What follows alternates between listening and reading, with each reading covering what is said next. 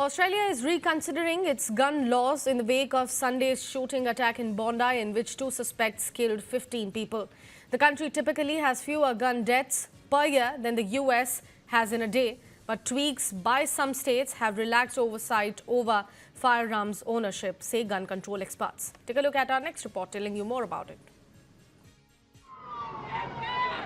In the wake of the Bondi mass shooting, Australia's federal government is proposing changes to the gun laws, including setting a limit on how many guns a licence holder can own and an end to granting licences in perpetuity. But complacency around background checks and loosening of the laws may have made it too easy for shooters to get weapons, says Roland Brown, Vice President of Gun Control Australia. The fact that this shooter had a recreational shooting licence and having 6 guns, at least one of which was a high-powered rifle with a magazine, taking a military style of ammunition. Having that kind of firepower in suburban Sydney is really mad.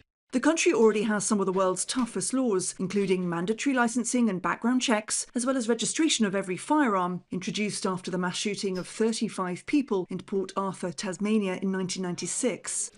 50-year-old Sajid Akram, who was shot dead by police at the scene, received his gun licence in 2023 and had 6 legally owned weapons that he and his son allegedly used in the attack. 24-year-old Naveed Akram, who has emerged from a coma after also being shot by police, had been linked by intelligence with a group suspected of association with Islamic State. But the use of intelligence in adjudicating a firearms licence is not currently required by the Firearms Act, according to New South Wales Police Commissioner Mal Lanyon. Most people with guns in the state of New South Wales got clearance by proving they were in a target shooting or hunting club, according to published police data. These clubs require training and report to the police. But about half of the 220 government-accredited gun clubs in the state had no published physical address, and a mandatory 28-day cooling-off period when a person with 1 gun once more was removed in 2008. Sporting Shooters Association of Australia CEO Tom Kenyon said some gun clubs arrange training at central locations so don't need physical addresses, and no training could have prevented the Bondi attack. The real issue is the radicalisation of individuals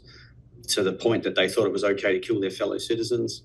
They also know that there was a failure of intelligence sharing between the federal government and the state governments, and that, in hindsight, it's screamingly obvious that these people should have been stopped and they should have had 0 guns, not 6. The number of guns in Australia has risen for more than 2 decades, with more than 4 million legally owned guns in circulation, says think tank the Australia Institute. A report in January showed 2/3 of Australians supported stronger gun laws. As the federal government is considering gun law changes, New South Wales Premier Chris Minns said on Wednesday the state parliament will also reconvene next week to discuss urgent legislation on gun control. The government will call back the New South Wales Parliament to deal with urgent legislation that we believe is required pre-Christmas to keep the community safe and ensure there's unambiguous laws in place when it comes to public safety.